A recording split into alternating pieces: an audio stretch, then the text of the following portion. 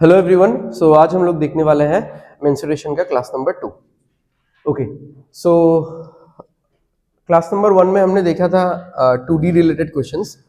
Although मैंने ज़्यादा questions practice नहीं करवाया। द पॉइंट बीइंग कि देखो ऐसे बहुत सारे चैप्टर्स है जहाँ पे हमने 3-4 क्लासेस में खत्म किया है, because those were core arithmetic questions. ठीक है, एंड उसमें क्या है कि थोड़ा बहुत घुमा के क्वेश्चन पूछा जा सकता है, but keeping in mind state government का एग्जाम या एडीआरई एग्जाम, मेंसुरेशन से ऐसा नहीं है कि बहुत हाईफाई तरीके से घुमा के क्वेश्चन भी पूछा जा सकता है। ठीक है, तो इसलिए मेंसुरेशन का मैं थोड़ा सा अलग एंगल से पढ़ा रहा हूँ। लाइक फॉर्मूला जान लिया तो अगर कोई भी शेप है, उस शेप में क्या क्या फॉर्मूला है आप उसको रिकॉल कर लो या फिर अपने रफ शीट में लिख लो, एंड देन क्वेश्चन में जो भी बोला है उसको आप एक्सट्रैक्ट करो, जैसे भी जो भी है, मतलब रेशियो में भी हो सकता है, इंफॉर्मेशन परसेंटेज में भी हो सकता है, and then try to connect it with the formula. ठीक है, तो 3D वाले सेशन में भी I will take the same way. ज्यादा क्वेश्चन नहीं है, 8-9 क्वेश्चन ही है हमारे पास। आई गेस 5 या 6 शेप है। 1-2 शेप्स मैंने स्किप कर दिया क्योंकि आई डोंट फील कि वो इस कैटेगरी ऑफ एग्जाम के लिए इतना नेसेसरी है। ठीक है, इफ रिक्वायर्ड प्रैक्टिस सेशन में मैं डाल दूंगा एक आध क्वेश्चन। ठीक है, मतलब 2 एक्स्ट्रा फॉर्मूला जानने में कोई प्रॉब्लम है नहीं, बट द फैक्ट इज कि नेसेसरी नहीं है। ठीक है, तो चलो स्टार्ट करते हैं। अच्छा, तो 3D में हम लोग बेसिकली क्या क्या देखने वाले हैं, जैसे मान लो स्पीयर हो गया, हेमिस्फीयर, फिर कोन, सिलेंडर, बताइए ये सब चीज। ठीक है, ये सारा चीज देखेंगे। तो सिलेंडर, कोन, स्पीयर,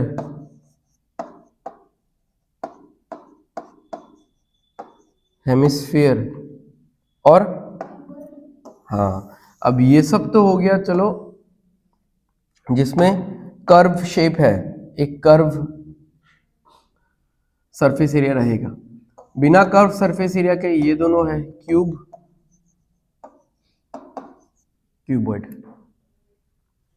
ठीक है, अब 2D में जैसे हमारे पास क्योंकि 2 ही डायमेंशंस थे, तो हमको डील भी 2 ही चीजों से करना पड़ता था। मतलब this is not a rule, ये मतलब मैं खुद बोल रहा हूं जस्ट टू कनेक्ट, थोड़ा एक मेमोरी की जैसा। क्योंकि 2D में 2 डायमेंशन है तो हम 2 चीजों से कनेक्ट करते थे। एक है पेरीमीटर, तो पेरीमीटर क्या होता था? Measurement of the boundary. ठीक है, और एरिया, एरिया यानी एक पर्टिकुलर 2D शेप के अंदर कितना जगह है। ओके, अब जो पेरीमीटर है,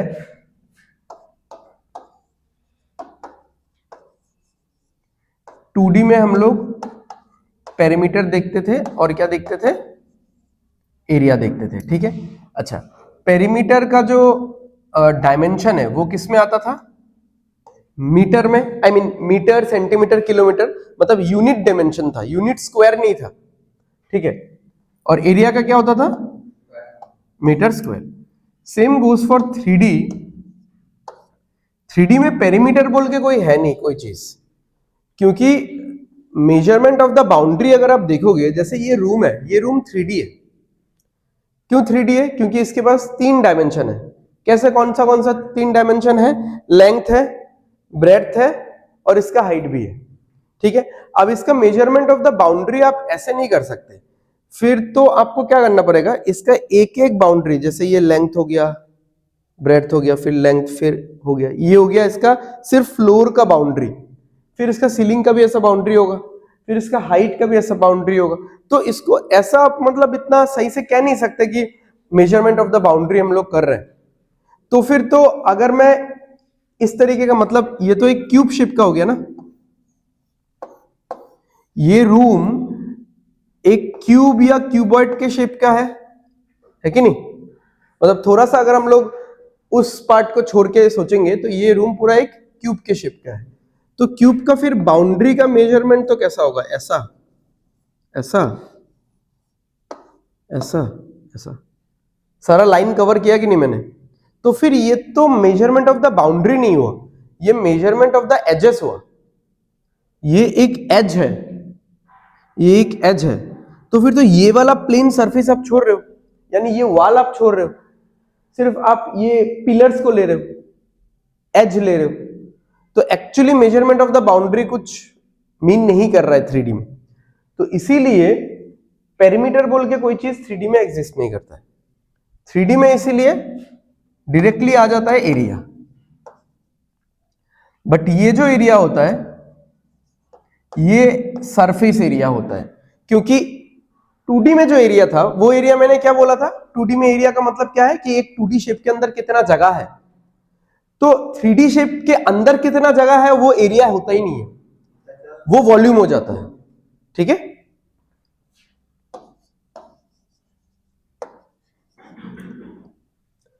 तो सेंस मतलब जो कैलकुलेशन होगा, कैलकुलेशन का सेंस लेकिन एक ही है। ठीक है, अब मैं मतलब अगर ऐसे खुद से अगर बनाना चाहूं, ऐसा किसी भी आपको वीडियो में या किसी भी किताब में नहीं मिलेगा। पहला पॉइंट हो गया मेजरमेंट ऑफ द बाउंड्री। तो 2D में क्योंकि दो ही डिमेंशन होता है, तो मेजरमेंट ऑफ द बाउंड्री हम लोग जैसे भी करते हैं उसको क्या बोला जाता है, पेरीमीटर।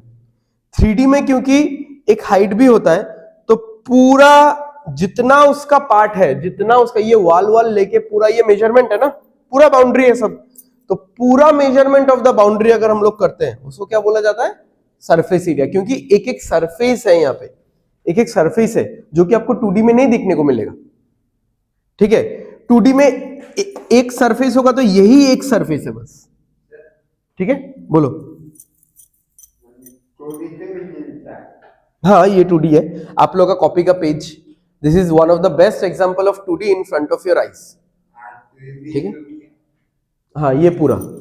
ठीक है, तो ये क्या है, measurement of the boundary. Measurement of the boundary को 2D शेप्स के लिए क्या बोला जाता है, पेरीमीटर, और 3D के लिए सरफेस एरिया, क्योंकि 3D में फिर सरफेसेस शुरू हो जाता है। अच्छा, और space occupied by a particular object. ठीक है, तो वो ऑब्जेक्ट अगर 2D है तो स्पेस ऑक्युपाइड कितना है, एरिया। ठीक है, और वो ऑब्जेक्ट अगर 3D है तो स्पेस ऑक्युपाइड कितना है, वॉल्यूम।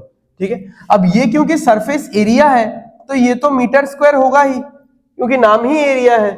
ठीक है, कंसेप्ट अलग है, इसमें और इसमें कंसेप्ट अलग है, बट और वॉल्यूम है तो क्या होगा, मीटर क्यूब। ठीक है, तो metre metre square metre cube, centimetre centimetre square centimetre cube. ठीक है, समझ में आ गया। अच्छा, अब यहां पे आप लोग सरफेस एरिया भी दो तरीके का देखोगे, एक देखोगे लेटरल सरफेस एरिया, एक देखोगे कर्व सरफेस एरिया। ठीक है, क्योंकि जो नेमिंग में चेंज आता है ना, वो कभी भी स्पेस ऑक्युपाइड में नहीं आता है, ये है स्पेस ऑक्युपाइड। ठीक है, नेमिंग का चेंज हमेशा आएगा मेजरमेंट ऑफ द बाउंड्री में, क्योंकि आप सिर्फ 2D में ही देख लो, 2D में जो स्ट्रेट लाइन फिगर्स थे उनका मेजरमेंट ऑफ द बाउंड्री को हम लोग बोलते हैं पेरीमीटर, बट जो कर्व फिगर है उनके मेजरमेंट ऑफ द बाउंड्री को हम लोग बोलते हैं सरकमफरेंस, जैसे सर्कल है। ठीक है, सेम गोज हियर 3D में मेजरमेंट ऑफ द बाउंड्री, जैसे ये दोनों जो है, इन दोनों फिगर के मेजरमेंट ऑफ द बाउंड्री को हम लोग बोलेंगे, ऐसे तो बोलेंगे total surface area, but total surface area दो चीजों से बनता है, एक है लेटरल सरफेस एरिया और बाकी extra part.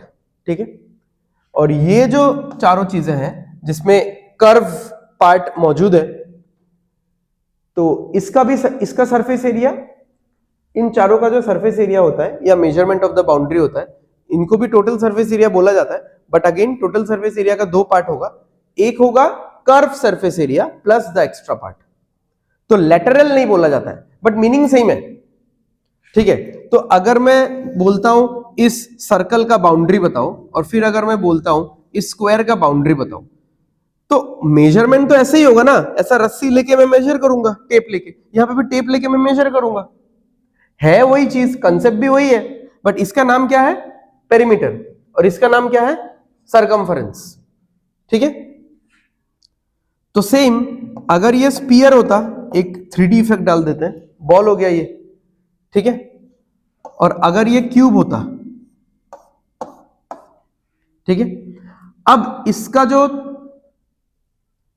Not the overall area, हाँ सिर्फ लेटरल, लेटरल यानी हमारा आजू बाजू का, यानी आगे पीछे दाएं बाएं, ये जो 4 वॉल आपको दिख रहा है इस क्लासरूम का, इसको बोला जाता है लेटरल सरफेस एरिया, ठीक है, क्योंकि this is not the wall kind of, ये इसको वॉल नहीं बोल सकते हम लोग, ये फ्लोर है और ये सीलिंग है, तो ये वॉल है, ठीक है, तो लेटरल वॉल्स, तो लेटर इसको बोला, जो हमारा सराउंड जो कर रहा है ना हमको, इसको बोला जाता है लेटरल सरफेस एरिया।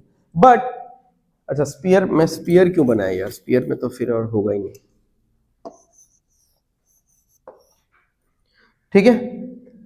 अब सिलेंडर का जो लेटरल सरफेस एरिया है ना, ये कर्व नहीं है क्या, जैसे बोतल, बोतल सबसे बेस्ट एग्जांपल है, तो इसका जो लेटरल सरफेस एरिया है, क्या वो इस वॉल जैसा पूरा प्लेन है? नहीं, ये लेटरल सर्फ, ये एरिया ही खुद कर्व है, तो इसलिए इसको क्या बोला जाता है, कर्व सरफेस एरिया, ठीक है।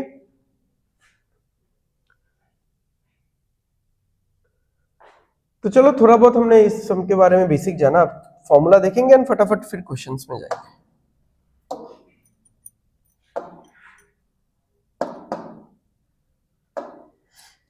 क्यूब, ठीक है।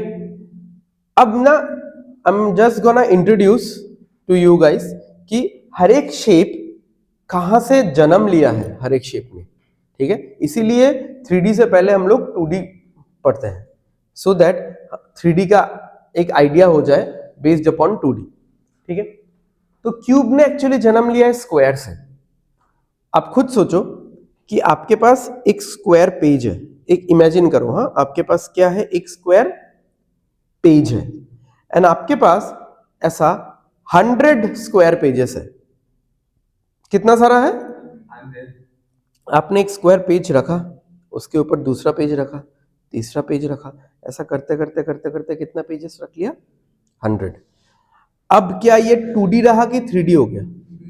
3D, क्योंकि इसको क्या मिल चुका है, एक हाइट मिल चुका है, कि बट पहले से इसके पास क्या था, लेंथ और ब्रेथ तो था ही, आई मीन स्क्वायर में तो लेंथ ब्रेथ अलग अलग नहीं बोलेंगे, बट बोलने से भी दोनों सेम ही होगा, बुझे यार, समझ में आ रहा है?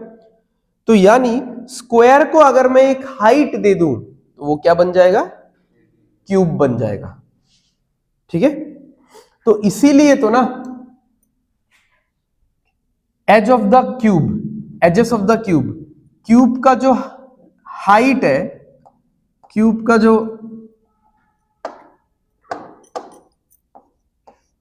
लेंथ है और क्यूब का जो ब्रेड्थ है, वो सब कुछ ही क्या है? ए होता है, सेम होता है, क्योंकि वो स्क्वायर के फैमिली का है, स्क्वायर के फैमिली का बड़ा मेंबर है, ठीक है, समझ में आ रहा है? तो देख लो, edges of cube, length, breadth, height सब ए है, तो वॉल्यूम क्या हो जाएगा? ए क्यूब हो जाएगा, क्योंकि वॉल्यूम एक पुराना फॉर्मूला हमने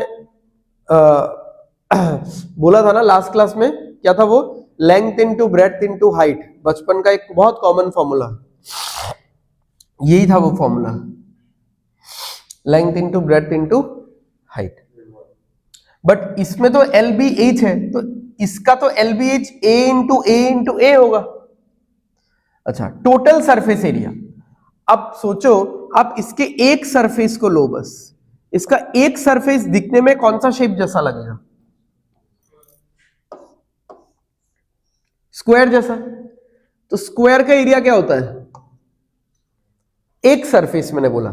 इसके पास कितना सरफेस है, कौन बताएगा? कितना सरफेस है? 6। सेम एज इस रूम में कितना वॉल है? आगे पीछे दाएं बाएं ऊपर नीचे, ठीक है, 6 वॉल है। तो एक वॉल अगर मैं लूं, एक वॉल का एरिया कितना है? ए स्क्वायर, तो 6 का एरिया कितना होगा?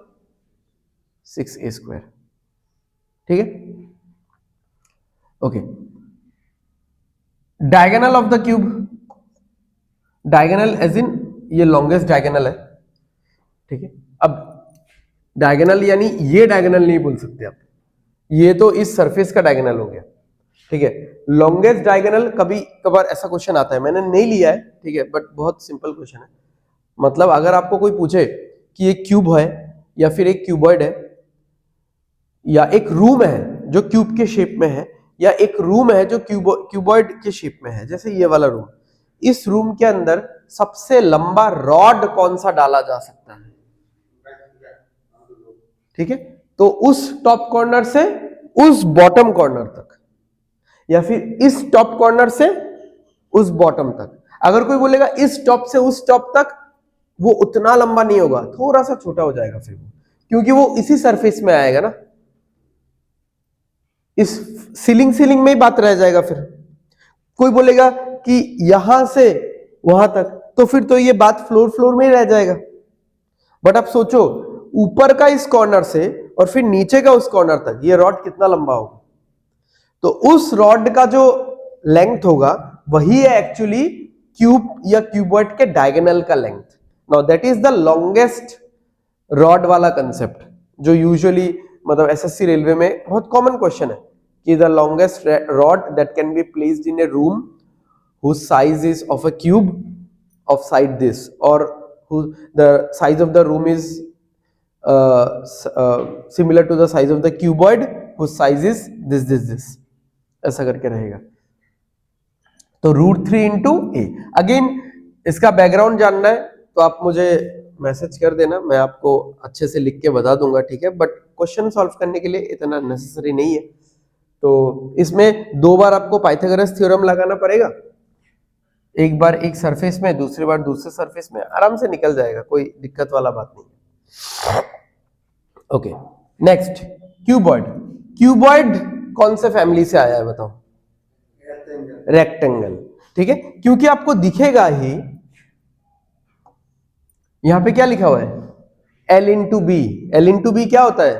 रेक्टेंगल का एरिया का फॉर्मूला। सेम रेक्टेंगल का तो फॉर्मूला आपके मतलब रेक्टेंगल का तो एकदम परफेक्ट एग्जाम्पल आप सबके पास है। जैसे वो कॉपी देख लो, इस कॉपी का एक एक पेज कौन से शेप का है?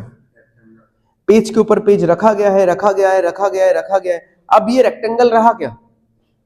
ये कॉपी अभी रेक्टेंगल है?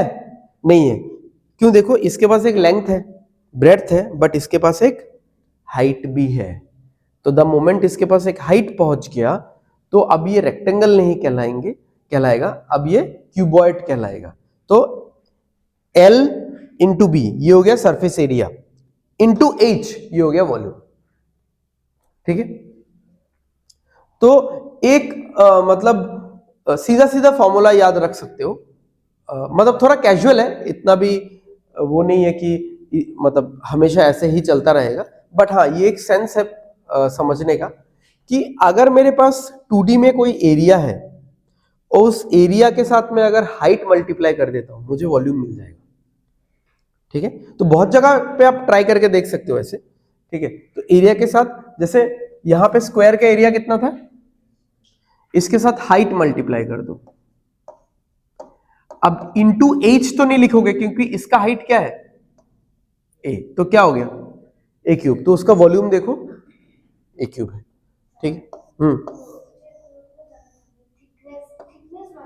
हाँ, हाइट কোনো जगह पे থাকবো डेप्थ, ठीक है, कि आपने अपने घर में एक वो बनाया है, क्या बोलते हैं उसको, टैंक।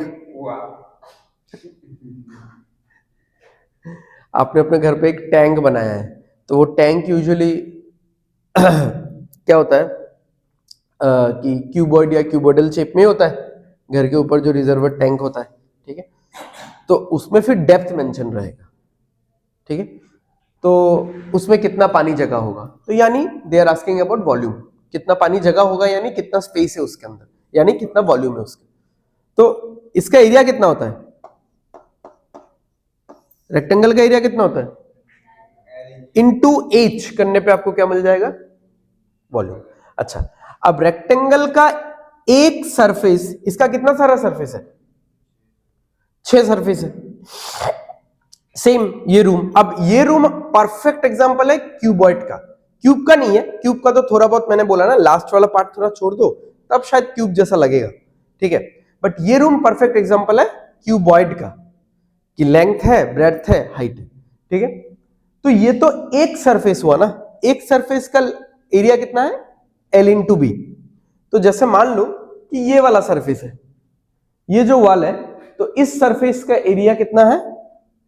L into B. तो इसका ऑपोजिट वाला भी कितना होगा? L into B.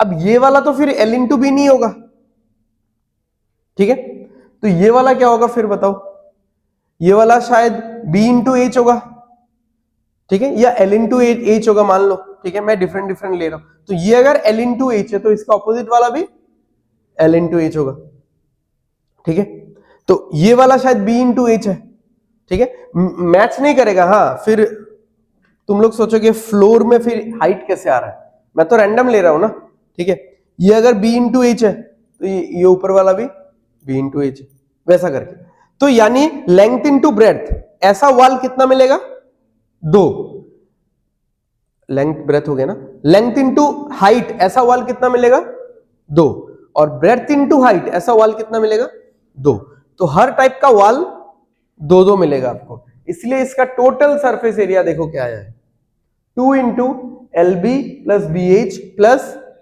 H L, ये टोटल सरफेस एरिया है। अब अगर आपको कोई पूछता है कि लेटरल सरफेस एरिया क्या है, अब यहाँ पे शेप तो दिया हुआ है, तो लेटरल सरफेस एरिया ये फ्लोर नहीं होगा, इस फ्लोर को छोड़ देना, इस सीलिंग को छोड़ देना, यानी ये चारों आगे पीछे दाएं दाएं बाएं,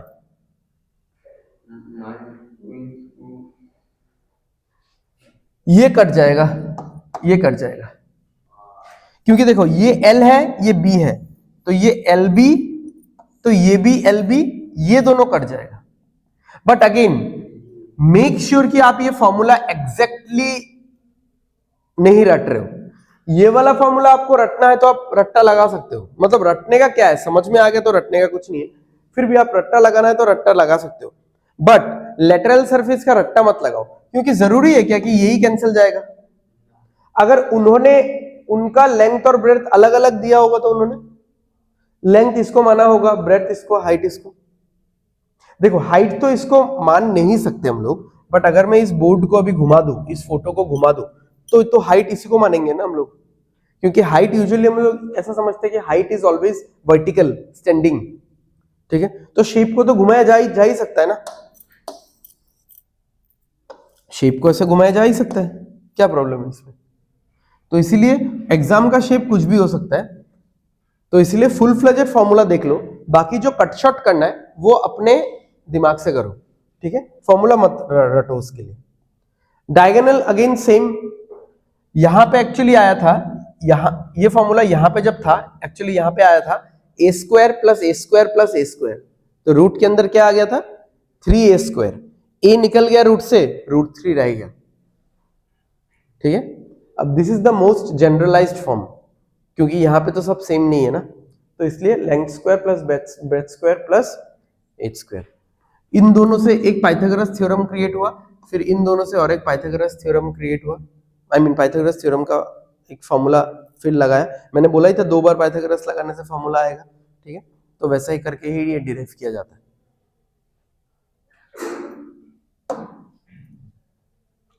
चलो, राइट सर्कुलर सिलेंडर, ठीक है, इसका फैमिली कौन सा है बताओ, ये कहां से जन्म लिया, कौन बताएगा, सर्कल, अगर आप लोग एक सर्कल काटोगे अपने कॉपी से ऐसा, ठीक है, और अगर आप लोग ऐसा 100 सर्कल्स काटोगे और एक सर्कल के ऊपर एक सर्कल रखते जाओगे रखते जाओगे रखते जाओगे रखते जाओगे, तो ये पूरा शेप ऐसा बनेगा कि नहीं, मतलब पहले के टाइम में जब लोग दुईटा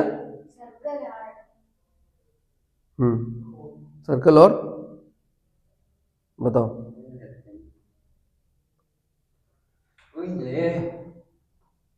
हाँ बोल सकते हो, बट रेक्टेंगल से बना नहीं है ये, हाँ रेक्टेंगल से भी बनेगा, मैं बताता हूँ ये कैसे, ठीक है, ये भी एक इंटरेस्टिंग स्टोरी है।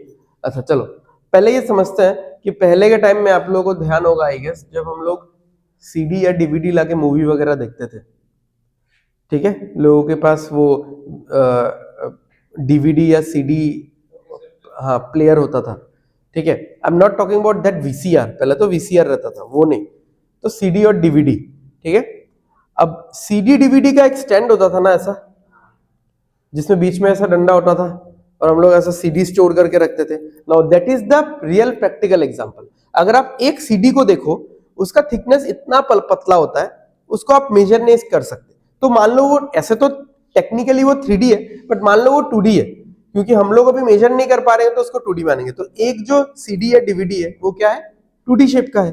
कैसा शेप है, सर्कल है। उसको जब मैं रखता जाऊंगा रखता जाऊंगा रखता जाऊंगा, उसका हाइट इंक्रीज हो जाएगा, तब वो देखने में कैसा लगेगा, एक सिलेंडर जैसा लगेगा। इसका मतलब है सर्कल का एरिया होता है पाई आर स्क्वायर, और इसको अगर आप एक हाइट दे दो तो ये क्या बन जाएगा, सिलेंडर। अब मैंने बोला ही था कि एरिया को अगर आप हाइट दोगे तो आपको वॉल्यूम मिलेगा, तो पाई आर स्क्वायर के साथ एच लगा दो तो आपको क्या मिल गया, वॉल्यूम। ठीक है, तो कैजुअली इससे आप थोड़ा बहुत सोच सकते हो। अच्छा, अब ये ना रेक्टेंगल से भी बन सकता है। मान लो आप लोगों का कॉपी का पेज ऐसा है, अगर मैं लैंडस्केप मोड में देखो तो, ठीक है, कॉपी का पेज ऐसा है ना कॉपी का पेज। अब दोनों तरफ से आपने कॉपी के पेज को फोल्ड कर दिया, इधर से भी ऐसे फोल्ड कर दिया, और एंड टू एंड लगा दिया, ओवरलैप नहीं किया, एंड टू एंड लगा के रख दिया। तो वो देखने में कैसा लगेगा, हॉलो सिलेंडर जैसा लगेगा कि नहीं। हाँ, उसका टॉप खाली होगा, बेस खाली होगा, कहीं पे बैठा दो तो मिल जाएगा कोई बेस या टॉप, ठीक है, बट ऐसे इसका शेप कैसा होगा, हॉलो सिलेंडर जैसा होगा। तो ऐसा भी सोच सकते हो आप। ओके, चलो, इसका टोटल सरफेस एरिया, अच्छा कर्व सरफेस एरिया होता है 2 pi r h. Curve surface area यानी सिर्फ ये वाला पार्ट, इसमें टॉप भी नहीं रहेगा बॉटम भी नहीं रहेगा, ठीक है। तो कर्व सरफेस एरिया कितना होता है, 2 पाई आर एच। अच्छा, अब अगर मैं टॉप वाला सर्कल इसमें काउंट कर लूं, आई मीन सर्कल का एरिया, और बॉटम वाला सर्कल का एरिया भी इसमें अगर काउंट कर लूं, तो क्या हो जाएगा, 2 pi r h plus 2 pi r square, क्योंकि सर्कल का एरिया होता है पाई आर स्क्वायर। तो दो है, एक ऊपर एक नीचे, तो 2 पाई आर स्क्वायर आ जाएगा, ठीक है। और उसको कॉमन लेके ऐसे भी लिख सकते हो, राइट। अच्छा, coming to right circular cone, ठीक है। तो अब कोन का मैं कोई 2D बैकग्राउंड आपको नहीं दे सकता, ठीक है, क्योंकि कोन का सच कोई इतना 2D बैकग्राउंड है नहीं, ठीक है। तो हाँ, रेक्टेंगुलर शेप से भी इतना ढंग से नहीं बनेगा, है ना, बन जाएगा क्या रेक्टेंगल से, ठीक है, ठीक है, ऐसा करके बन जाएगा ऐसा, ठीक है। एग्जैक्ट नहीं बनेगा क्योंकि उसमें तो थोड़ा एक पार्ट थोड़ा इलांगेटेड रहता है, ठीक है। चलो, तो कोन शेप, अच्छा वैसे कोन का एग्जांपल तो बहुत सारा है, हम लोग आइसक्रीम खाते हैं, या बर्थडे का कैप होता है, ठीक है। तो इसका वॉल्यूम हो जाएगा क्या, 1/3 पाई आर स्क्वायर एच, यानी कोन का वॉल्यूम एक्चुअली सिलेंडर के वॉल्यूम का 1/3 होता है। सिलेंडर का जो भी वॉल्यूम होगा उसका 1/3 1/3 आप कर दो तो वो कोन का वॉल्यूम हो जाएगा, ठीक है। Curve surface area is pi r l. Now l is a very different thing in cone, क्योंकि देखो हमको हमेशा पता है कि हाइट जो चीज होता है वो हाइट हमेशा स्ट्रेट अपराइट होता है, स्ट्रेट होता है, वर्टिकल चीज होता है। बट कोन में दो तरीके का हाइट है, एक तो ये वाला हाइट, ये तो अलग है, चलो, एक इसका बॉडी लेंथ वाला height. Now this is called slant height.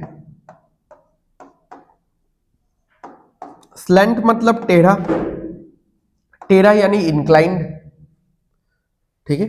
तो जो इंक्लाइंड, ऐसा इंक्लाइंड जो हाइट होता है उसको कैसा हाइट बोलता है, स्लैंट हाइट बोल देंगे, ठीक है। तो इसका कर्व सरफेस एरिया कैसा आएगा, पाई आर एल। अब इसमें तो ऊपर पॉइंटेड है और नीचे मतलब सर्कुलर शेप है, तो एक ही सर्कल का एरिया आएगा ना। टोटल सरफेस एरिया में क्या आएगा, कर्व सरफेस एरिया में तो ये बॉडी वाला पार्ट आ गया, और ऊपर तो पॉइंटेड है, नीचे एक सर्कुलर शेप जैसा एक एरिया आएगा, तो क्या आएगा, पाई आर स्क्वायर। कॉमन लेके आप इसको ऐसा लिख सकते हो, ठीक है। यहाँ पे क्या कॉमन ले लिया भाई, हाँ,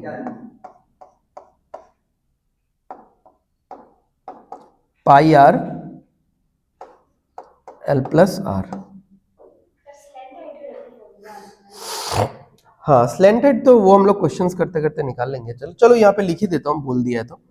अच्छा, स्लैंट फॉर्मूला अलग से नहीं है, स्लैंट हाइट मतलब पाइथागोरस थ्योरम से निकालेंगे हम लोग। मान लो हाइट दिया हुआ है और रेडियस दिया हुआ है, तो स्लैंट हाइट कैसे निकलेगा बताओ, कैसे निकलेगा?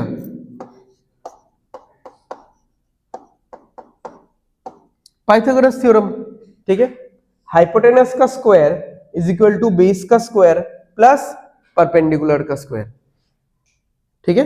तो राइट एंगल ट्राइंगल होता ही है ऐसा कि हाइपोटेनस का स्क्वायर इज इक्वल टू बाकी दोनों साइड का स्क्वायर होता है। चलो, स्पीयर तो कोई बहुत तरीके का बॉल है ही, स्पीयर, ठीक है। तो स्पीयर का वॉल्यूम होता है 4/3 pi r cube and surface area होता है 4 पाई आर स्क्वायर। इसका सरफेस एरिया में कोई कर्व और टोटल सरफेस एरिया का कंसेप्ट ही नहीं है, क्योंकि ये पूरा शेप ही क्या है, कर्व है। तो the total surface area is equal to the curve surface area, कोई एक्स्ट्रा और सरफेस एरिया है ही नहीं। बट हाँ इसमें है, क्योंकि ये है semi circle, sorry semi circle नहीं, ये है हेमिस्फीयर, ठीक है। अब हेमिस्फीयर में ये वाला पार्ट तो कर्व है, बट ये नीचे वाला पोर्शन प्लेन सरफेस है, ठीक है। हॉलो भी बोल सकते हो। अगर आप घर का बाउल होता है ना, बाटी, ठीक है, घर का बाउल अगर एग्जांपल लेते हो, तो घर का बाउल को ऐसा करके आप रखते हो, तो इसका ऊपर वाला पार्ट क्या होगा, हेमिस्फेरिकल शेप होगा, बट नीचे उसका कोई बेस नहीं रहेगा, तो वो हॉलो है। बट मान लो कोई लोहे का बॉल है, लोहे के बॉल को आपने आधा से काटा है, तो अंदर आपको हॉलो दिखेगा क्या? वो तो पूरा फील्ड है, ठीक है। तो इसका वॉल्यूम क्या हो जाएगा, इसका आधा, डायरेक्ट आधा, ठीक है। कर्व सरफेस एरिया हो जाएगा अगेन इसका आधा, क्योंकि इसका कर्व एरिया ही टोटल है, जो कि है 4 पाई आर स्क्वायर। तो इसका कर्व हो जाएगा उसका आधा 2 पाई आर स्क्वायर। अब देखो, अगर ये ऐसा है तो ऊपर ऊपर तो ये है 2 पाई आर स्क्वायर, और नीचे एक सर्कुलर शेप है वो है पाई आर स्क्वायर। तो टोटल सरफेस एरिया क्या आएगा इसका, 3 पाई आर स्क्वायर, ठीक है। चलो, तो शुरू हो जाते हैं हम लोग फटाफट क्वेश्चंस लेके। चलो, क्या दिया हुआ है, n cubes of length 12 centimeter are melted and 175 spheres of radius 18 centimeter are made from it. Find the value of n. यानी मेरे पास बहुत सारा क्यूब था। कितना सारा क्यूब था, n। हर एक क्यूब का साइड कितना था, 12। और मैंने इतने सारे क्यूब को क्या कर दिया, गला दिया, मेल्ट कर दिया। मान लो लोहे का था, गला दिया। अब मेल्ट करने से क्या चेंज होता है, क्या चेंज नहीं होता है, बताओ? शेप चेंज होता है, तो साइज भी तो चेंज ही होता है, शेप एंड साइज चेंज होता है, ठीक है। तो उसमें किस में फर्क पड़ा और किस में फर्क नहीं पड़ेगा, वॉल्यूम में फर्क नहीं पड़ेगा, क्योंकि गला दिया है ना, तो गलाने के बाद भी तो सामान उतना ही रहेगा ना। समझ में आ रहा है? तो क्योंकि जैसे हम लोग सोने का दुकान में जाते हैं ना, तो अगर सोने का वेट करते हैं तो गलाने के बाद सोना तो उतना ही रहता है, उसमें जो अलग इंप्योरिटी जो रहता है, जो मिक्स करते हैं सोना बनाने के लिए, वो अलग कर दो, तो गलाने से पहले जितना सोना रहेगा, गलाने के बाद भी उतना ही सोना रहेगा, मोर और लेस, ठीक है। समझ में आ रहा है? मतलब apart from the wastage and all. तो यहां पे कितना कंटेंट है, यानी माल मसाला कितना था, इतना सारा क्यूब में कितना सामान था। देखो, एक क्यूब का वॉल्यूम कितना होता है, 12 क्यूब, एक क्यूब का वॉल्यूम। और ऐसा कितना सारा क्यूब है मेरे पास, n। ये निकल गया क्यूब के अंदर कितना माल मसाला था, और यही क्यूब का पूरा मतलब जो गला हुआ चीज लेके मैं क्या बनाने जा रहा हूं, स्पीयर। एक स्पीयर का वॉल्यूम कितना होता है, अभी भी पढ़ा है, 4/3 पाई आर क्यूब, ठीक है। 4/3 पाई आर क्यूब, ठीक है, 4/3 पाई आर क्यूब। और ऐसा कितना है, सॉरी आर, हाँ R18 है, 170। फटाफट निकालो, करो करो भाई साहब, कॉपी निकालो।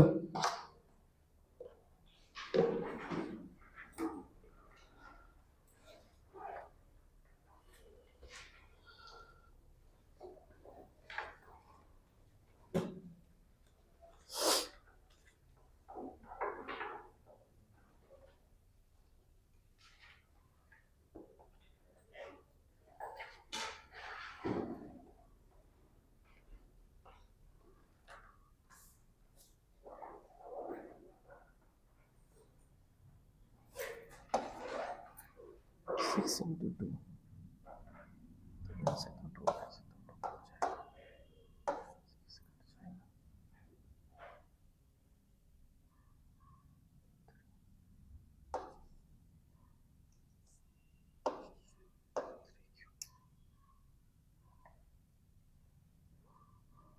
क्या हुआ? समझ में आया क्या कैंसिल किया?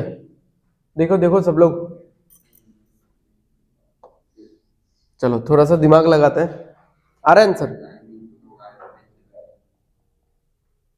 अच्छा, 12 क्यूब है, ठीक है, वैल्यू पता है तो ठीक है 1728, ठीक है, 18 क्यूब का वैल्यू पता है तो ठीक है 5832, ठीक है। अब देखो 12 ऐसे बना कैसे है, 12 नंबर कैसे बनता है? 6 इंटू 2, यानी मेरे पास 3 6 है और 3 2 है। और 18 क्यूब कैसे बनता है? 6 इंटू 3 से, यानी मेरे पास 3 6 है और 3 3 है। तो इधर का 3 6 और इधर का 3 6 कट जाएगा, कटेगा ही ना, ठीक। इधर में बचा 3 2, यहां पे 2 2 कटा, यहां पे और एक 2 कटा, तो ये तो पूरा ही कट गया। बट इधर का 3 3 तो बचा हुआ है,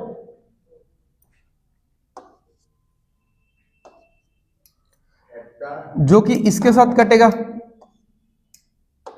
9 आ जाएगा, यानी 3 स्क्वायर आता, मैंने उसको 9 लिखा है। अच्छा, 7 से ये कटेगा तो कितना होगा? 25। 99 इंटू 25, अगर 100 होता तो 2500 हो जाता, 2500 से एक 25 कम, तो कितना आएगा आंसर? 2475, ठीक है। तो जो कैलकुलेशन थोड़ा आप लोगों को देखने में बहुत डरावना लग रहा था, उसको सिंपल सिंपल कैंसल आउट से हो जाएगा वो काम, ठीक है।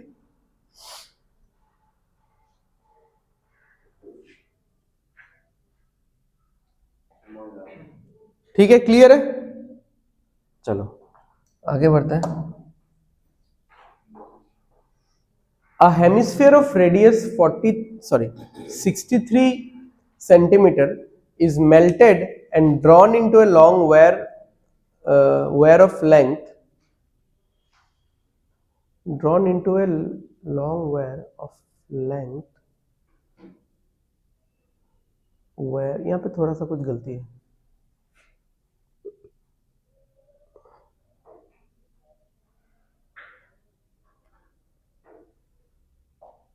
drawn into a long wire, ये काट दो, हाँ।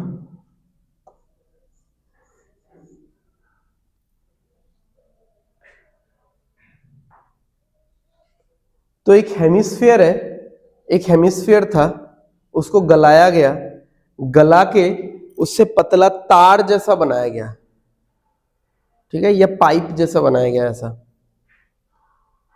If the radius of the wire is 10.5, then find the approximate length of the wire, ठीक है। यानी ये था एक हेमिस्फीयर, हेमिस्फीयर का जो वॉल्यूम होगा वही इस पाइप का वॉल्यूम होगा, क्योंकि हेमिस्फीयर को गला के ही तो पाइप बनाया गया है। हेमिस्फीयर का वॉल्यूम क्या होता है? 2/3 पाई आर क्यूब, ठीक है। ये कौन सा शेप है? सिलेंडर। अगर खड़ा करके देखोगे तो सिलेंडर, सिलेंडर का वॉल्यूम क्या होता है? पाई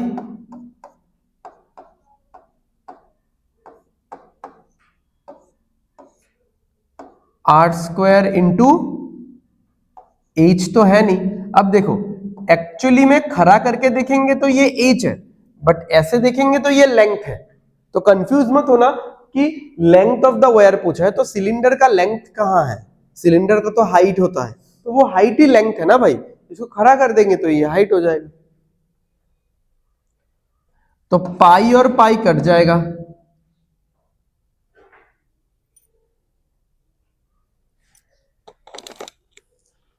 ठीक है। अच्छा, और क्या क्या कटेगा देखते हैं। ये 63 कैसे बनता है? 9 इंटू 7 से, ठीक है। तो यानी 3 बार 9 होगा, 3 बार 7 होगा। और ये 105 कैसे बनता है? 15 इंटू 7 से, यानी 2 बार 15 होगा, 2 बार 7 होगा। तो यहां का 3 7 काट देते हैं, यहां का 2 7 काट देते हैं, तो यहां का 2 7 तो चला जाएगा, यहां पे एक 7 बच जाएगा, ठीक है। और भी बचा हुआ है, कैंसिल आउट। देखो अब यहां पे क्या बचा हुआ है, और 3 9 बचा हुआ है, 9 इंटू 9 इंटू 9, ठीक है। यहां पे क्या बचा हुआ है? 15 इंटू 15, ठीक है। ओके, तो आप ऐसा कर सकते हो कि 15 में आपको क्या क्या मिल जाएगा, क्योंकि उधर का 7 तो गया, 7 का किस्सा खत्म है। 15 में आपको मिलेगा 2 2 5 और 2 3, ठीक है। तो उससे यहां से एक 9 कट जाएगा और 2 9 रह जाएगा, ठीक है। समझ में आ रहा है? यहाँ पे तो 3 9 था ना, 9 इंटू 9 इंटू 9, और इधर 15 था जिसमें 2 3 2 5 है, तो 2 3 मिला के एक 9, एक 9 यहां से काट दिया, बस इसका किस्सा खत्म है, सब आ गया यहाँ पे। और यहाँ पे क्या बच गया? 2 5 बच गया, एक 5 तो इसके साथ चला जाएगा, यहाँ पे एक 5 बच जाएगा, और यहाँ पे एक 2 बच जाएगा। अब निकालते हैं कि एज क्या आएगा। काफी बड़ा नंबर आएगा क्या एज?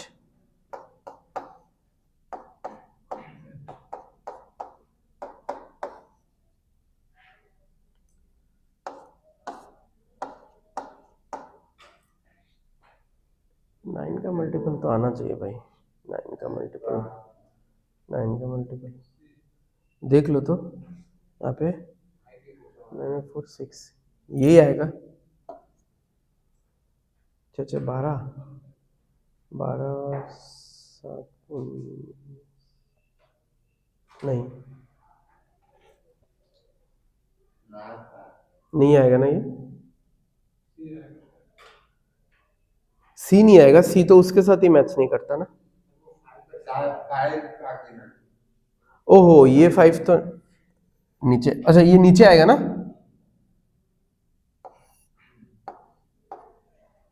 ये नीचे आएगा, 9/5, सही है सही है।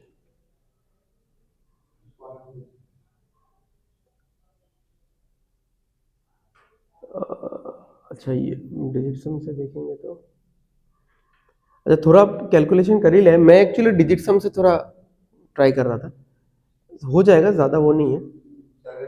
27 का देखो, 27 इंटू 2 54, 54 इंटू 2 108, 108 इंटू 7 756 हो जाएगा, 750 मान लो। 750 को 5 से करोगे तो कितना आएगा? 150 आएगा। बट यहाँ पे इतना कम कैसे आ रहा है इन लोगों? कुछ यूनिट यूनिट गड़बड़ किया है क्या हमने?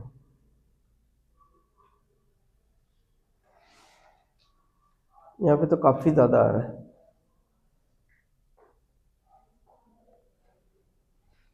ना कम तो नहीं आना चाहिए भाई।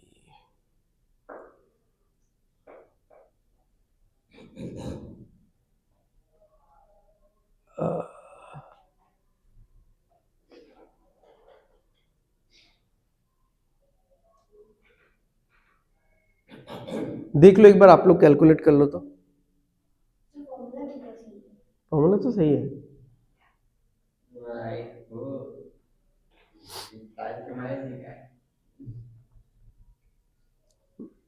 फॉर्मूला तो ठीक ही है। 2/3 पाई आर क्यूब है, पाई आर स्क्वायर एच है। करो भाई, मेरा मुंह क्या ताक रहे हो?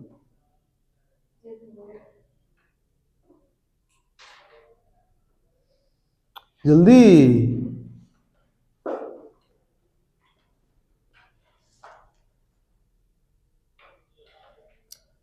इतना बड़ा आंसर तो नहीं आना चाहिए, सही भी हो सकता है, नन ऑफ दिस भी हो सकता है, एक बार देख लेते हैं।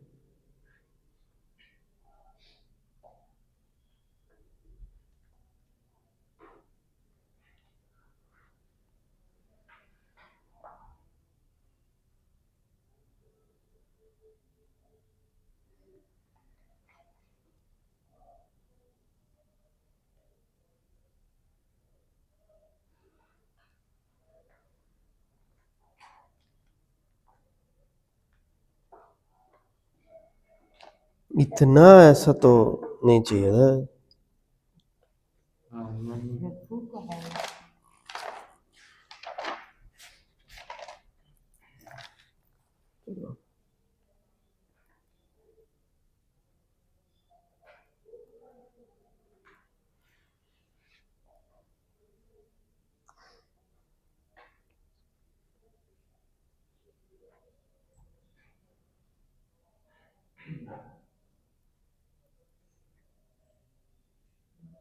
और एक 10 मल्टीप्लाई होगा ना उसमें। हाँ और एक 10 आएगा। 2 तो मल्टीप्लाई हो ही गया ना, तो और एक 10 मल्टीप्लाई होगा।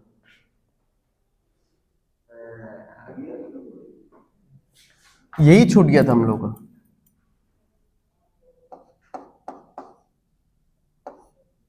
क्योंकि यहाँ पे एक 10 था और यहाँ पे 2 10 था, मतलब तो 5 से जब काटा तो एक 10 को काटा तो 2 हो गया, और एक 10 तो रह गया ना, एक 10 यहाँ पे रह जाएगा, 10 रह जाएगा यानी 20 रह जाएगा।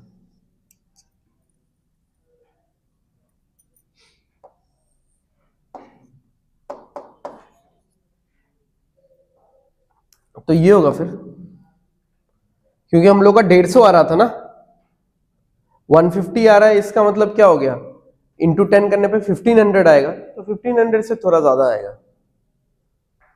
ठीक है, इसी कॉपी में पूरा लिखते लिखते तभी आ गया था कि क्या छोटा है। चलो हो गया, नेक्स्ट क्वेश्चन में आगे बढ़ते हैं।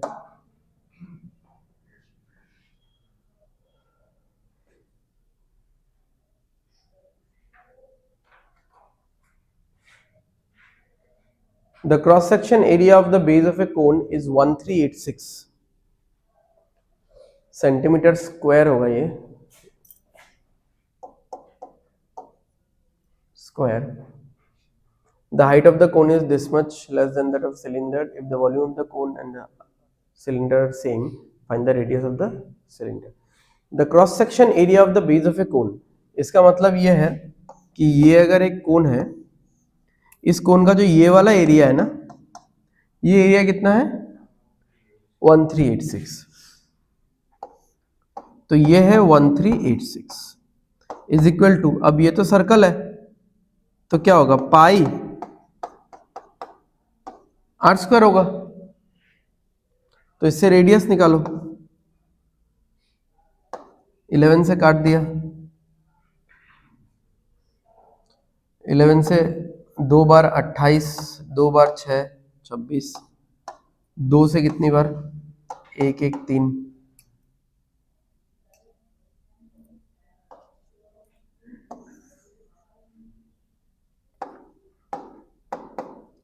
तो आर स्क्वायर का वैल्यू कितना आ रहा है देख लो, 791। वन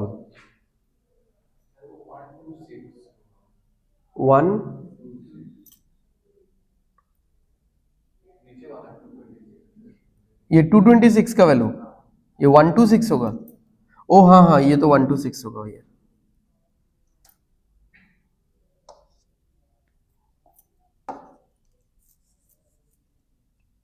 ये होगा 126, इसको कैंसिल करेंगे तो आएगा, पूरा पहले से ही कर देता हूँ यार, नहीं तो गड़बड़ हो जाएगा।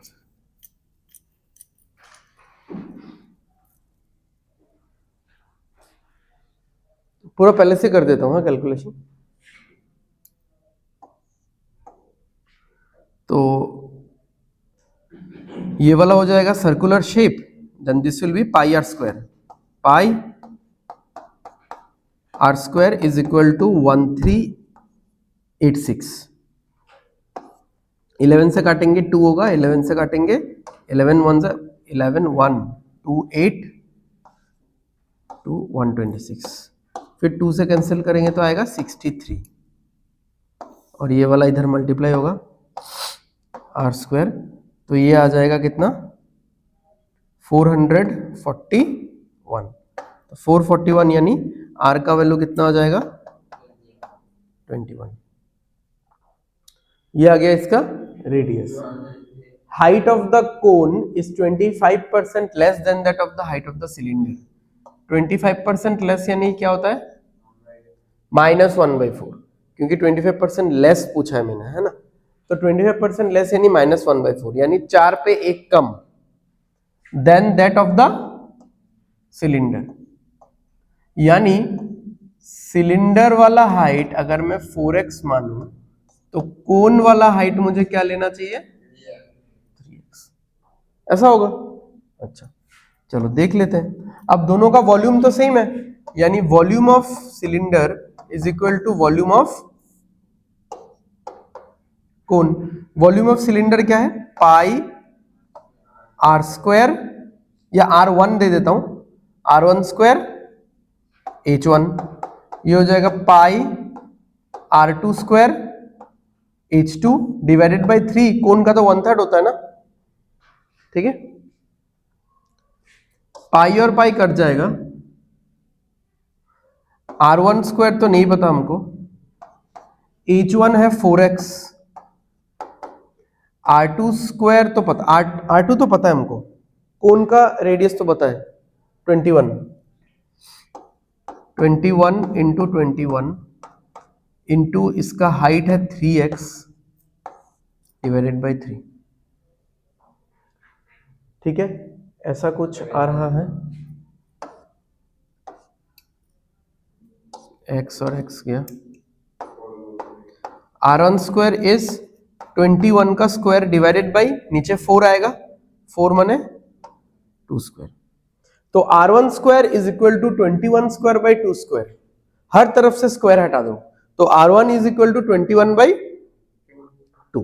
तो 21 बाई 2 कितना आएगा भाई? 10.5। ये निकल गया सिलेंडर का रेडियस। तो क्या दिया हुआ था? दिया हुआ था कि एक कोन का बेस जो पोर्शन है, उस बेस पोर्शन का एरिया कितना है।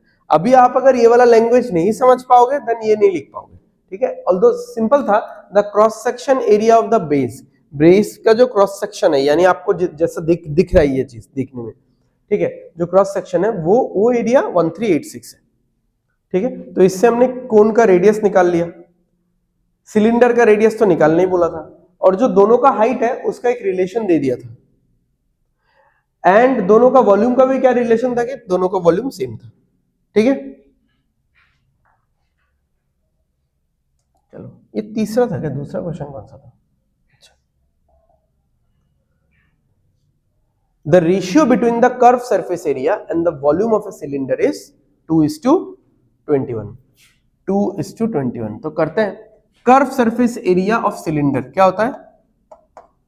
2 pi r h, and the volume क्या होता है? Pi r square h is equal to 2/21। Pi कट गया, आर स्क्वायर कट गया, आर बच गया, एच कट गया, 2/r इज इक्वल टू 2/21। तो r का वैल्यू कितना निकला? ये तो खत्म है, सिंपल, ठीक है? जो क्वेश्चन देखने में थोड़ा सा टफ लग रहा था, बट द मोमेंट आप लिखोगे आपको फॉर्मूला सब पता है। तो मैंने बोला ना, ये सब देखो इतना स्ट्रेट फॉरवर्ड क्वेश्चन नहीं है। आई डोंट थिंक ये एडीआरई में या स्टेट गवर्नमेंट के लेवल में ऐसा क्वेश्चन आ भी सकता है, बट यू नेवर नो, किसी इंडिविजुअल एग्जाम में तो पूछ ही सकता है। जो थोड़ा स्टैंडर्ड पेपर भी कभी कभार देखने को आपको मिलेगा, कि मान लो ऐसा बहुत सारा पोस्ट होता है ना, जैसे चाइल्ड डेवलपमेंट ऑफिसर वगैरह उसका पोस्ट निकलता है, फिर फॉरेस्ट असिस्टेंट या ऑफिसर का कुछ एक पोस्ट निकलता है, या कोर्ट वाला एग्जाम हो गया, ठीक है? तो इंडिविजुअल पेपर में कभी कभार आपको थोड़ा बहुत ढंग का क्वेश्चंस भी मिल जाता है, ठीक है? तो ये सब थोड़ा सा स्टैंडर्ड क्वेश्चंस है, जो कि देखने में थोड़ा सा लगेगा कि हाँ, मतलब ऑनगोइंग एकदम असम गवर्नमेंट का एग्जाम है या एडीआरई एग्जाम से तो थोड़ा ऊपर है, ठीक है? बट उसमें भी ये नॉर्मल ट्रेंड वाले अरिथमेटिक के क्वेश्चन से इजी पड़ता है। क्यों? अल्टीमेटली घुमा फिरा के ये तो लिखना ही पड़ेगा ना आपको, and the moment you will write all this formulas, आपको कुछ ना कुछ तो एक इंफॉर्मेशन मिल ही जाएगा। तो मेंसुरेशन में वो मजा वही है, ठीक है? If the total surface area of the cylinder is 5280, अब टोटल सरफेस एरिया क्या होता है? 2 pi r h plus 2 pi r square. ऐसे तो यही होता है, बट इसको कॉमन लेके हम लोग लिखेंगे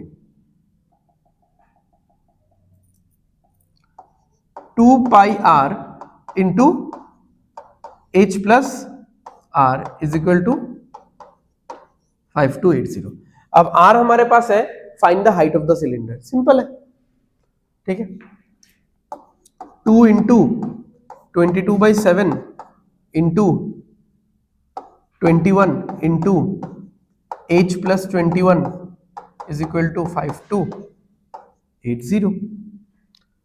7 से ये कटा 3 बार, 11 से ये कटा 2 बार, 11 से ये कटेगा 4 बार, कितना बच गया 8। 2 इंटू 2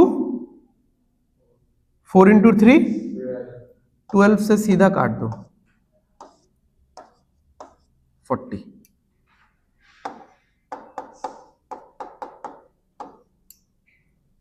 तो ये कितना होना चाहिए,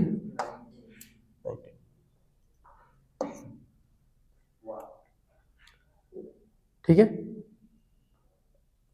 तो जो क्वेश्चन देखने में बहुत थोड़ा सा हाईफाई या स्टैंडर्ड लग रहा था, इसका कैलकुलेशन बहुत सिंपल है, इसका मतलब अप्रोच बहुत सिंपल है, बिकॉज आपको फॉर्मूला पता है, ठीक है। तो इस चैप्टर में करीबन 20-30 के ऊपर फॉर्मूला होगा, वो सीख लोगे तो बाकी working procedure is very easy.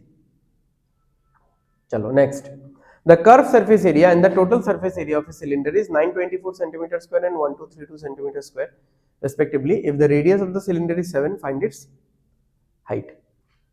तो कर्व सरफेस एरिया सिलेंडर का क्या होता है 2 पाई आर एच, उससे तो आर और एच का एक रिलेशन निकलेगा। एंड टोटल सरफेस एरिया क्या होता है 2 pi r h plus are. चलो एक काम करते हैं, हम लोग अलग अलग इक्वेशन नहीं बनाते, एक ही इक्वेशन में दोनों को डिवाइड कर देते हैं। क्योंकि देखो अगर आप अलग अलग इक्वेशन बनाओगे कि 2 पाई आर एच हो जाएगा 924 और 2 pi r into h plus r ये हो जाएगा 1232। ये दोनों अलग अलग इक्वेशन बनाएंगे, देन विल थिंक कि linear equation in 2 variables class 8 में होता है ना, ठीक है। तो वैसा करके सॉल्व करेंगे, वो नहीं करके हम लोग क्या करते हैं, हम लोग एक रिलेशन ही बना लेते हैं कि 2 pi r h divided by 2 pi r into h plus r, अभी लास्ट क्वेश्चन में ये यूज हुआ था, is equal to 924 divided by 1232। 2 pi r cut ही जाएगा, h by h plus r is equal to, अब इसको देख लो, ये 12 से चला जाएगा क्या, नहीं जाएगा 12 से, ठीक है। 8 से चला जाएगा, 8 से देखो तो नहीं जाएगा, 8 से 6 से करते हैं, ठीक है। 6 से चला जाएगा, नहीं जाएगा 6 से, नहीं क्योंकि ये नंबर 3 से नहीं कटेगा ना, 4 से ही जाएगा, थोड़ा औकात में आते हैं हम लोग, ठीक है। क्योंकि बड़े नंबर से काटने का कोशिश करना सो दैट नंबर बाद में छोटा रहे। तो 4 से जाएगा तो कितना होगा 23 और 1, और ये 4, ये नंबर तो आई गेस प्राइम नंबर लग रहा है, इससे सीधा कर सकता है। 4 से कटेगा तो ये कितना होगा 308। और कुछ किसी से कैंसिल आउट, 7 से चला जाएगा 21, 7 से चला जाएगा 28, ठीक है। चलो प्राइम नंबर नहीं है मैंने, 7 से कितना बार 33 टाइम्स, तब तो ये 11 से ही मैं काट देता, फिर 11 दिमाग में नहीं आ रहा था, 11 ही नहीं सोचा। मेंसुरेशन के चैप्टर में 11 सोचना ही चाहिए, क्यों, क्योंकि मेंसुरेशन के चैप्टर में पाई होता है एंड पाई इज 22/7, तो 22 वो नंबर आता है ना इसमें, तो 11 से सोचना ही चाहिए था। हमने शुरू ही किया था 8 से, क्योंकि इवन नंबर देख के। अच्छा 11 से काटेंगे तो 11 इंटू 2 बच गया 2, सॉरी बच गया 1, 21। 11 इंटू 2 8, 7 से अब काट तो 3 और 4 हो गया।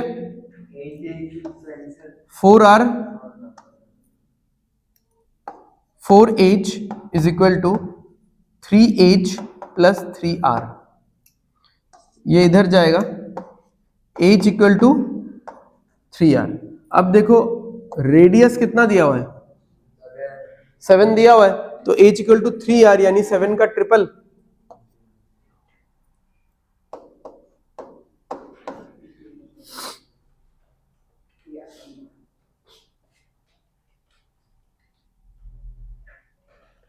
तो वैल्यूज रहेगा, ठीक है।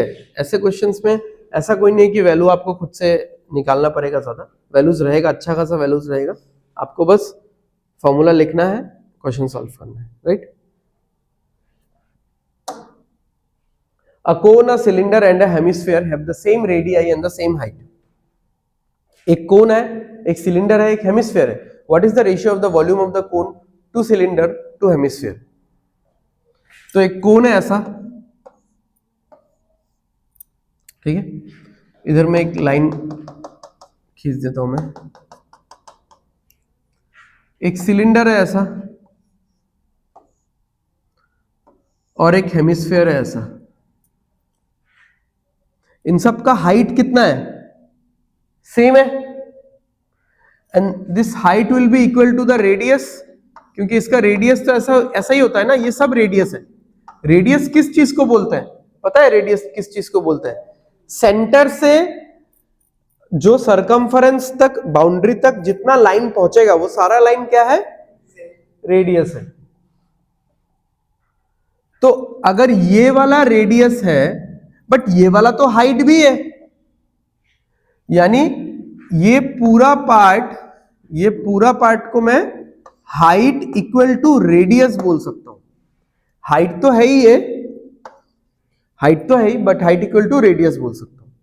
अच्छा, अब फिर ये भी तो रेडियस है. अब ये रेडियस है तो ये भी तो रेडियस होगा, ये भी रेडियस है. Have the same radii and same height. तो सब कुछ आर में आ गया. यहां भी ये पूरा पार्ट आर है और ये सब कुछ क्या है? ये भी आर है. अब इनका वॉल्यूम निकालो. इसका वॉल्यूम बताओ बेटा. 1/3 pi r square into H होगा, जिसको हम लोग, अच्छा एक बार फॉर्मूला सारा लिख देते हैं. हाँ, एक बार के लिए बस फॉर्मूला लिख देते हैं.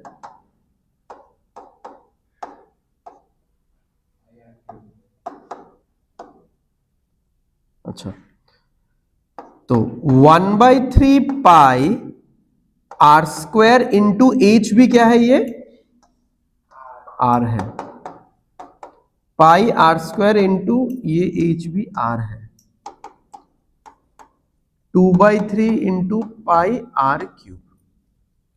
तो pi r cube, pi r cube, pi r cube cancel है. बचेगा कितना?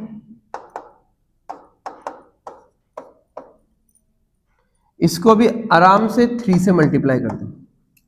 3 इंटू 1/3 1 आएगा, 3 आएगा, 2 आएगा.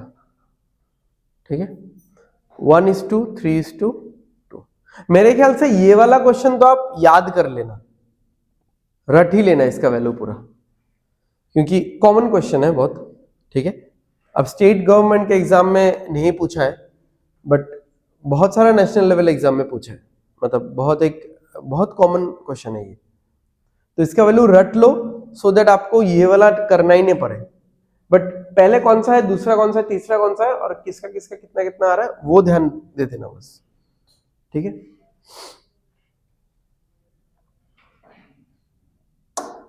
चलो नेक्स्ट.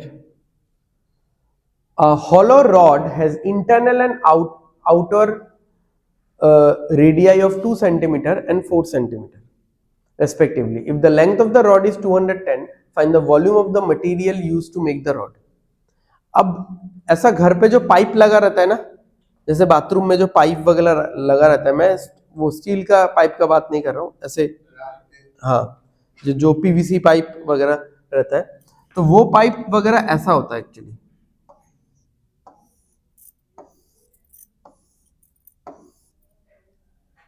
ठीक है, थोड़ा थिकनेस होगा ना उसका. ऐसे तो हॉलो है, ऐसे आपको दिख रहा है, हाँ पाइप से आर पार दिखता है, बट वो पाइप तो थोड़ा थिकनेस होगा ना उसका. ठीक है, पेपर जैसा तो नहीं होता है कि आपको थिकनेस समझ में ही नहीं आएगा. ठीक है, वो थिक होता है पाइप. ओके, तो ऐसा होगा ना पाइप, वो उसमें मटेरियल होगा, वो कुछ मटेरियल का बना हुआ होगा. ठीक है, तो यहां पे वही बोला है कि इसका जो आउटर वाला रेडियस है ये सर्कुलर शेप, और जो इनर वाला रेडियस है वो दिया है 2 और 4 है. तो इस पाइप को बनाने में कितना मटेरियल यूज हुआ है। अब देखो जहां से पानी जा रहा है, जो हॉलो पार्ट है उसमें तो कोई मटेरियल नहीं है, जो थिकनेस है वही है मटेरियल, राइट। तो अब ये पाइप जो है ये कौन से शेप के अंदर आएगा, सिलेंडर में आएगा, ठीक है। जिसका हमको लेंथ नहीं पता या हाइट नहीं पता, सुलाने से लेंथ, खड़ा करने से, वर्टिकल होने से इसको हाइट बोलोगे आप, ठीक है। तो अब देखो, अगर मुझे इसका वॉल्यूम निकालना है, वॉल्यूम बोला है ना, हाँ, अगर मुझे इसका वॉल्यूम निकालना है, वॉल्यूम होता है पाई आर स्क्वायर एच, ये तो नॉर्मल होता है वॉल्यूम, ठीक है। यहां पे थोड़ा सा अलग होगा, यहां पे होगा pi r one square h minus pi r two square h, क्योंकि जो आउटर रेडियस है एक बार लेंगे, फिर इनर रेडियस एक बार लेंगे, आउटर से इनर वाला माइनस करेंगे, तो वो बीच वाला पोर्शन में कितना मटेरियल है निकलेगा। क्योंकि मैं अगर आउटर लेता हूं तो ये वाला पार्ट पूरा आ जाएगा, ये पूरा पार्ट आ जाएगा जब मैं आउटर लूंगा, ओके। जब मैं इनर लूंगा तो ये वाला पार्ट पूरा आ जाएगा, ठीक है। और जब मैं आउटर से इनर माइनस करूंगा, आउटर वाला पोर्शन में पूरा आ गया और इनर वाले पोर्शन में बस ये वाला पार्ट आया, तो आउटर से इनर जब मैं माइनस कर दूंगा, ठीक है, ये माइनस कर दिया, तो ये वाला पार्ट आ गया जो इनके बीच का पोर्शन है, ठीक है।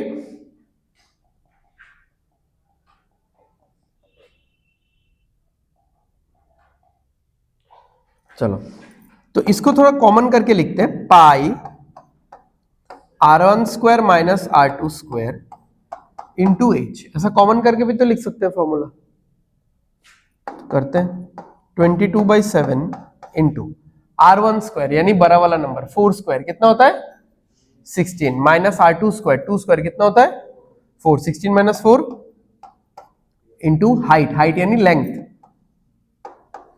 210, कितना हो रहा है बताओ, 12 इंटू 22 कितना होगा 264 इंटू 30 कितना आ जाएगा 12 1 19 1 7920 सेंटीमीटर क्यूब, ठीक है। तो इस पाइप को बनाने में जो मटेरियल यूज हुआ है उस मटेरियल में वॉल्यूम कितना था, आई मीन मटेरियल का वॉल्यूम कितना है 7920 सेंटीमीटर क्यूब, ठीक है। तो क्योंकि मटेरियल पूछा था और वो मटेरियल पाइप के बीच वाले पोर्शन में है, यानी आउटर और इनर के बीच में है, तो आउटर का वॉल्यूम माइनस इनर का वॉल्यूम, ठीक है।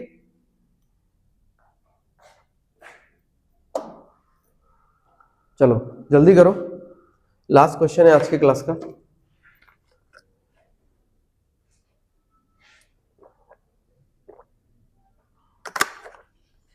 रेशियो ही बताना है, कैलकुलेशन नहीं है। एक कोन बनाओ, एक हेमिस्फीयर बनाओ जिनका सेम हाइट हो, बट यहाँ पे रेडियस अलग अलग है फिर से।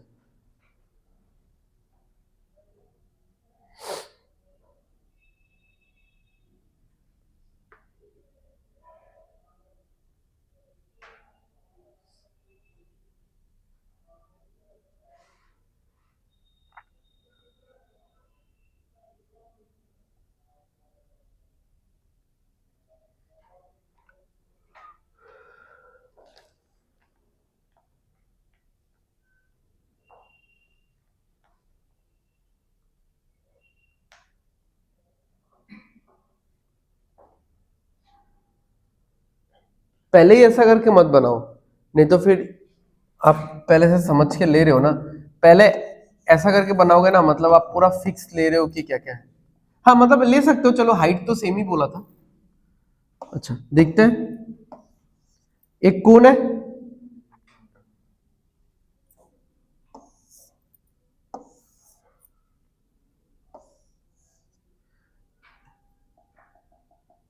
अरे यार सॉरी,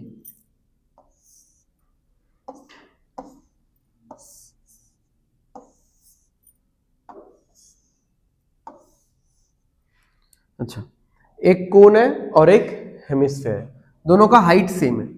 अब इसका हाइट और इसका हाइट सेम है।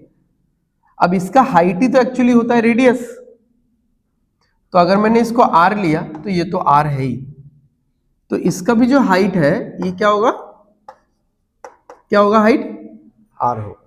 अच्छा, if the radius of the कोन, अब नेक्स्ट लाइन सिर्फ कोन कोन में बात किया है, फर्स्ट लाइन में जो बात किया है वो कोन और हेमिस्फीयर में बात किया था, सेकंड सेंटेंस में सिर्फ कोन में ही बातचीत चल रहा है।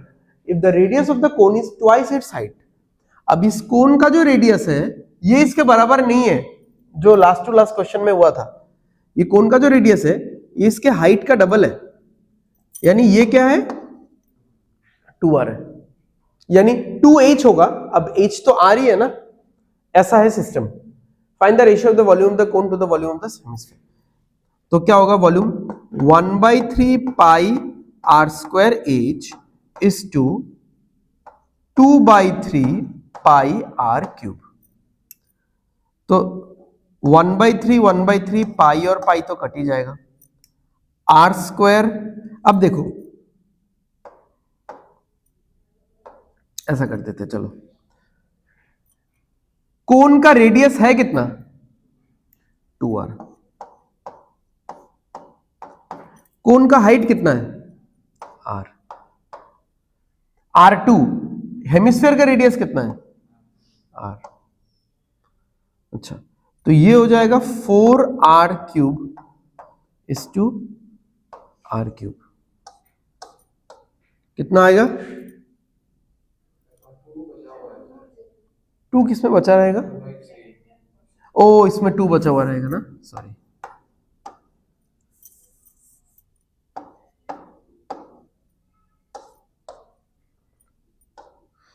तो 4:2 यानी 2:1 आएगा।